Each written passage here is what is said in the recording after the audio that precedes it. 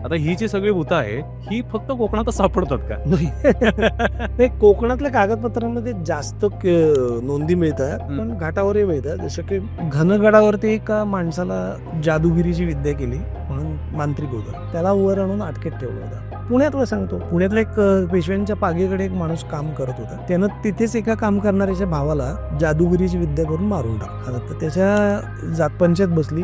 त्यांनी असा निवाडा दिला की याचे पुढचे 2 दात काढायचे, चांभाराच्या कुंडातलं पाणी पाजायचं. 2 दात काढल्यानंतर म्हणजे अटकेत असताना सुद्धा मंत्रविद्या नाही, कारण तू बोबडच बोलणार ना. बरोबर. ते एक कारण. असं म्हणतात की ते चर्मकाराकडे जे हे असतं, चांभाराकडे पाणी, त्यात खूप ताकद असते. त्या ते खरं खोटं ते आपल्याला माहित नाही, पण तो इतका भारी होता. तो म्हणाला तुम्ही जर मला अशी काही शिक्षा दिली ना, आणि त्याला जात वाईट टाका अशी शिक्षा, तो असं काय केलं ना, म्हणाला मी तुम्हाला सगळ्यांना मारून टाकेन. सो इकडेही चालत होतं. फक्त मी काय म्हणतो की तिकडच्या कागदात जास्त प्रमाणात जास्त तिथलं. घाटावर नव्हतं असं नाही होतं. किंवा मी मगाशी म्हटलं असं मुंजा वगैरे पण नाही का, घनगडाच्या खाली तिथे रामदास नावाचा मुंजा घनगडावर होता. घनगड कुठं वर तर आहे, घनगड कुठं कोकणात. Correct correct. किंवा चाकणचा किल्ला, तिथे तो दामोदर मुंजा. बापरे. हा, मग आहेच आहे असं की